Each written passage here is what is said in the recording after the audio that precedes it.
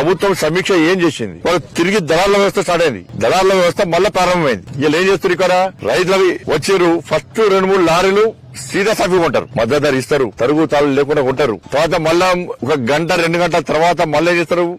రైతులకంతా publicity చేస్తారు. తరుగు తాళ్ళు లేకుండా కొంటున్నాం, మద్దతు ధర ఇస్తున్నాం, ఎక్కడ ఇబ్బంది పెడతామని చెప్పి ఈ ప్రచారం దళారులే మొత్తం ప్రచారం చేస్తారు. దాన్ని నమ్మిన రైతులు ఏం చేస్తారు? ఏ పంట కొనుగోలుకు సహకరిస్తారు.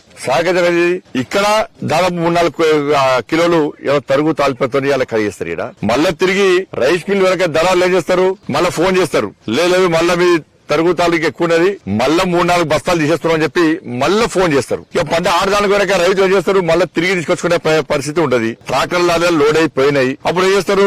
సరే సార్ మీ ఇష్టం సార్ అంటారు. అంటే ఒక్క క్వింటాల్కు దాదాపు 5 నుంచి 7 కిలోలు, దాదాపు 5 కిలోల కంటే ఎక్కువ వాళ్ళ తరుగు పేరుతోని తాళ్ళు పేరుతోని వాళ్ళ కడియేసే పరిస్థితి వాళ్ళ మళ్ళీ వచ్చింది.